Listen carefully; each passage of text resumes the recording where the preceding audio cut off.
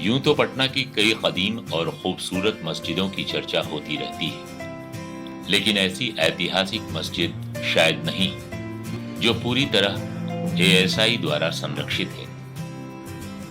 जी हाँ, हम बात कर रहे हैं पटना सिटी की एक खूबसूरत मस्जिद मीर अशरफ की मस्जिद की।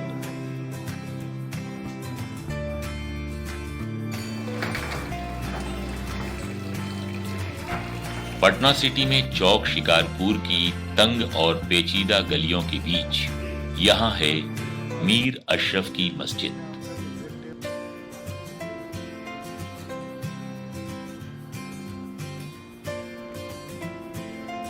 मीर अशरफ की मस्जिद भारतीय पुरातत्व सर्वेक्षण यानी archaeological survey of India ASI द्वारा संरक्षित है।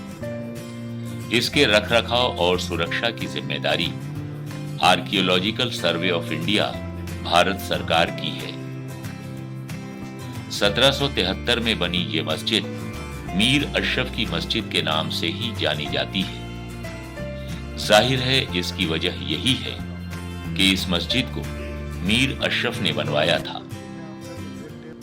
Mir Ashraf east India company के गुमाश्ता थे और संपन्न कारोबारी परिवार के थे। मीर अशरफ के पिता मीर अफजल अपने जमाने के बड़े व्यापारी थे। मीर अशरफ की मस्जिद 18वीं शताब्दी के अंत में बनी 3 गुंबद वाली मस्जिद है। 3 गुंबद वाली इस तरह की मस्जिद की बनावट उस दौर में काफी प्रचलित थी।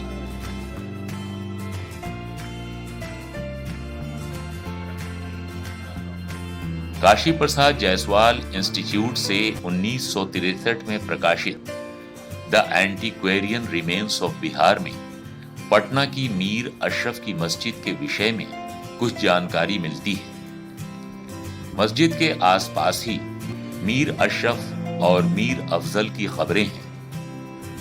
मीर अफजल की मृत्यु 1760 में और मीर अशरफ की मृत्यु 1775 में हुई थी और दोनों को मस्जिद परिसर में दफनाया गया। मस्जिद की खूबसूरती में 4 चांद लगाता है इसका शानदार फव्वारा और वजूखाना। मस्जिद और फव्वारे के फर्श पर गौर पत्थर की टाइल्स का इस्तेमाल किया गया है। मीर अशरफ की मस्जिद में कुछ वर्षों से जुमा की नमाज पढ़ने के लिए लोग इकट्ठा होते हैं। पटना सिटी में बहुत सारी ऐतिहासिक इमारतें ऐसी हैं जिन्हें आर्कियोलॉजिकल सर्वे ऑफ इंडिया द्वारा संरक्षित होना चाहिए, लेकिन इस ओर सरकार का ध्यान नहीं है।